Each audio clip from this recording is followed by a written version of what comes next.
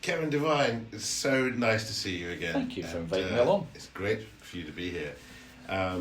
There's so much to talk about, especially your album, which is coming out very, very soon, and I've had the immense pleasure of playing on. Thank you. I think it's absolutely superb, and I know you're gonna spread it all over the world very, very shortly. I really hope that's the case. That would be brilliant if it was the case. Let's hear about it. Tell us about your album. Tell us about the inspiration behind it. And it started. I actually, going back a few decades, Chris, I'd actually done some recording of things before, but never got anywhere with it. I got some demos done and never really quite pushed them. Back in the old analog days, where everything was recorded on tapes and all that sort of thing. And then my life took a different path. I became a TV presenter, and I sort of went down that for the last 20 odd years, 25 years. But recently, I had a wee itch again to do something, and a couple of years ago, I managed to get some gear together, some of the more modern digital stuff, and it was like opening a door again, because I started playing a few wee things and getting a few wee ideas out, and I thought, oh, that's quite nice, that's quite nice to be doing this again. And then suddenly I went, oh, there's maybe a song there, I've got an idea for a lyric now and things, and before I knew it, I'd actually done one song. Yeah. And then I thought, oh, that's really good. And there were other ideas, and it started to open the floodgates again. And it was like a part of my brain that had been dormant for so long. And I started going through all that, but where you, if you're in the zone and you're recording things or whatever, and you wake up in the morning and you go, oh, I've got an idea, and you're rushing to get something to record it on, a pen and paper, or sitting down at a keyboard, or getting, my phone and recording a lyric or something like that. And I went from there, and before I knew it, after chats with yourself, and I said, how do I do this? And you put me in touch with some great musicians.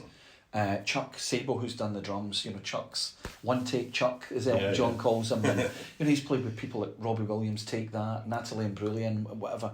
And he's done an amazing job on the album. The drums, I just sit and listen to the drums at times because of the great stuff that he's played. And you, of course, have come up with some great stuff. Because you're a brilliant musician yourself. And what was really nice was that asked you and asked Chuck, and I said, treat these songs as if you had written them. How would you play on it? And what you've come up with for things, tracks like London Town and everything, when I explained the kind of feel that I wanted for the song. Track. It's a cracking track, and it's a real, very, it's an very earworm. It's an earworm. Even when we were doing the video for it, we recorded a video for it recently in London. Right. And as we're sitting outside Bar Italia, and what was really nice was we had the playback going and the camera crew and everything like that. And there was a couple sitting just outside a shot, having their coffees or whatever. And we did a couple of takes of it. By the second take, they were singing along. Right. In the chorus, they were sitting going, "'Cause this is London," and I was going, "Thanks," and I was laughing, because I could see them and I had to stop and have a wee chuckle. And I said, "Oh, thanks, you're joining in with the song," and then they said, "No, that's really catchy, mate. We like that. Good luck. We'll give you good luck with the song, and how do we find it? Oh, check it out on Spotify or something. We'll just appear." So it's been really nice, and the whole album itself has really come to life. And I took it seriously, being in the studio, used some really, really good, people like yourself, Chuck, some great singers, Vicky and Bex, my backing singers, and Clue, that they're great. When they were coming together and blending the harmonies and everything, I was getting shivers up and down my spine. Why didn't you do it earlier? What do you think is? I don't think I was circumstances? Ready. I think circumstances. Yeah. I wasn't ready, and I think there was a lot of things I had to do in my life first. Yeah. I think that's the deal that I've made somewhere on a a spiritual or karmic level, where I've had other things to do, and I just feel that now is the time where I can express myself like this, and who knows, it's like one of those things. You take a shot at it. No one might listen to it. Or everyone might listen to it. We don't know. Yeah. That's the beauty of this thing. But once you're ready, for example, when I was recording my album, I felt that it was the time to do it. Yeah. I got myself mentally ready, and I decided, right, in the next few months I want to do this. And I saw it like a traffic light system. Yeah. Like green light after green light. Yeah. And then there was I mastering. Yeah. Mastering in Metropolis. Yeah. and I thought, wow, this is great to actually complete this album, and now starting the next one. Are you planning a second one now? I've already got half the album written. Great. Seriously, I've got another half dozen tracks done that are, and the beauty of this is that I'm getting better at the actual craft, the process. Of how to actually get the songs ready. Mm-hmm. I think that's been the real learning curve for me, because as I say, I'm not a musician, I'm a singer, but I get the ideas, they come through, so that's the way I look at the whole process. And then I'm going to bring in people like yourself, people like Chuck. I got some horns done just at the last moment, because there were a couple of tracks I thought these would really benefit from some real horns. And I got the blackjack horns in. And I've still never met Jack, right? It's all been done over phone, and we bounce things back and everything. We've had some lovely chats. Again, I told him what I wanted, the feel I wanted, and the beauty of it was, and the same instruction, treat it as if it was your own song. How would you play this if it was your own song? And he gave me back 3 or 4 different takes, sets of ideas, and usually, in both the songs, it was the first take. It was really quite funny, because sometimes you do that, you get a feel for a song right away, and you go, that's what it needs, that's what it sounds like. And when you try and redo, do you know what I mean? You try and redo that thing, it's not quite the same, it doesn't feel quite as natural. And I think a lot of musicians that I've spoken to or heard about, they say that's when it's first coming through, that's usually the idea coming out, fairly fully formed. And once sometimes you can over egg and over tweak and overcut, and you just go back to the first thing and go, I remember what it was that the inspiration was, or whatever. So, I find getting stuck in this demo kind of this sort of demo-itis point in time, where you just keep going back to what you played it back so many times, and you think it's got to be better, you're going to make it better or whatever. Just get on with it. Too much second guessing. Yeah. So it can be quite destructive if you hang on to what you're so used to instead of just letting it go. And I think you've done a really good job with the album, because it was very, very easy actually for me to put my inspiration into it, because it was like an open canvas.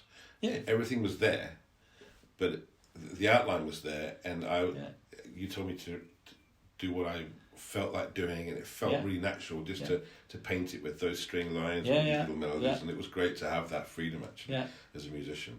And I think it's very important to for other musicians to have that freedom too when coming to working with someone else. And it's very empowering actually, because it gives you the freedom to express yourself in a very simple way, but I think that's where the magic happens. So if we get deep into the cogs of making music, that musical freedom is so important. I think one of the things I mentioned that I recorded quite a while ago, and I think I was only a young guy then, and I think one of the big mistakes I made at that time was I was trying to control too much. Because I was writing with a couple of people, and I was saying no, the song has to be like this, blah blah blah, and I was shutting down their ideas, and that was a thing I learned, and I actually learned this from television, because one of the big things I learned in telly right away, I went, these people are all really skilled. They're really skilled, and the most talented people in TV and film or whatever, they always surround themselves with the best talent, and that was one thing I learned. Really, I thought, and then it becomes really easy. So the less you control, the more it happens. What are my favourite songs? Kevin, what are your favourite songs? Apart from mine, of course. Apart from yours. Yeah. Are you talking about generally or on my album? Well, both. Actually. Both. Yeah. Right. What inspired you first? Okay. I have always been an 80s kid. Right. Music-wise. So I loved the whole sound of that era, the whole new romantic thing. Yeah. I loved synthesizers, I've always loved synths. Kraftwerk, I went to see Kraftwerk at the Glasgow Apollo, and they blew me away. And that sound, I like that. Some people like guitar, bass things. Guitars are great, but for me it was always synthesizers. I loved them. Gary Newman, Kraftwerk, Human League, early Human League stuff as well, like Being Boiled and things like this. It was just fantastic. That blew me away. And even people like Blancmange, and all that, as I say, there was a certain sound at that time. So I've loved it, always loved that. But I love a great lyric as well. So even going back to jazz classics and things, and when you listen to some of the old jazz songs and things, what the way they're talking about love and the way they're emoting it, you know, and even people like Sarah Vaughan, Etta James, all they'd you know, great songs and great lyrics, telling stories about how they've been cheated on, lying, you know, their man's dumped them, they've dumped them, all of that sort of stuff. So it was to try and bring all this together. So I usually started out with synth lines and chords that I liked the sound of, and then I started getting a bit more adventurous with my own sort of playing on piano to get the ideas out. Well, when you sent me some of the tracks, the demos, there was certainly a lot of keyboards on there. Yeah, for sure. I love synths. I love synths. Oh, me too. I grew up with them. Yeah. What's your favourite synthesizer? My favourite synthesizer, actually, I owned a Juno 60 back in the 80s, which I took on tour with the Flock of Seagulls in 1986, and I recently sold it, actually. Wow. Because I haven't used it. But most of my equipment is now software based, and I just wanted to sort of downsize a lot of the stuff that I had. But yeah, Juno 60 and anything modular, I think. I've never had any Moog equipment. I've got the software, but the Moogs, I had a Jupiter 8 on tour as well. Wow. DX7. That's the Roland and the Yamaha, the DX7, yeah. Yeah. Although the DX7 wasn't very user friendly. It was quite hard to program. I remember that. Because this is one of the things, and I always, even, you know, compared to the Casios or the Rolands at the time, they were always a bit fiddly. Well, the Juno 60 was great because you could program it. It had the ADSR, the attack, decay, sustain, release. And I learned how to use synthesis that way. And of course you had the Juno 6, which had no presets as far as I remember. I think you had to actually create the sounds. That was the one I had. That's the one you had? It had no presets? No presets. I bought it second hand, and somebody had, what they'd done, the power lead at the back wasn't a proper power lead. Right. They'd actually cut a lead from an iron. Right. You know, and they'd spliced it together. Right. So, you know, you had the old canvas thing round you. But as far as songs go, as I say, back then, it would have been Soft Cell, Human League, Duran Duran, Spandau Ballet, Kraftwerk. Nowadays, I still, you know, people slag off people like Ed Sheeran or even Lewis Capaldi or whatever, but they bring out some great songs. They've got great lyric, great melody. That is the essence. It's the song. That's a song. You look at Sting. Sting's a great songwriter. He comes out with some great lyrics, great melody, and he's an old jazz musician. He was really a jazz musician. So I look to all these different people and try and surround myself with the best talent I can. And just sometimes, you know what it's like, you're sometimes just in the mood for a certain type of song. And the ballads and things, when I started playing a bit more of piano, I started experimenting with slower songs and things. And I'm really proud of things like Faceless Man and Haunted, which is really, you know, a real stripped back, just to piano. Great, It's really stripped back. I had drums done for it, but I didn't want the drums in it eventually because I thought they're crowding it out a wee bit. So it was just lyric and just a really soft, because normally I try and belt, you know. I want to let people know I can sing, so I belt all the time. I do look forward to playing some live dates with you. The question is, when is this going to happen? Well, I've already asked you. The first date offered you're booked. Yes. But I'm sure we'll be able to change that. No, we will. We need to get something done because I really do want to perform. I'm itching now to perform it. Sure. The girls have been great. You know, they're really enthusiastic about trying to do something as well, because they enjoyed the time in the studio. Yeah. Because normally the girls are singing covers all the time. Yeah. So they were actually getting to sing something original. Yeah. And put their stamp on it as well. So I'm sure we can sort it out. Yeah, we'll get something done. Whether has to happen. It will happen. Yeah. It's not a problem. We can maybe even stream it live in all the cameras and do whatever. I'm sure we could, actually. Yeah. Well, we're going to put some links to this channel just down below. Yeah. Where we'll be able to, people can download your album, buy it. Is it going to be available as a hard copy, or is it going to be... Not initially.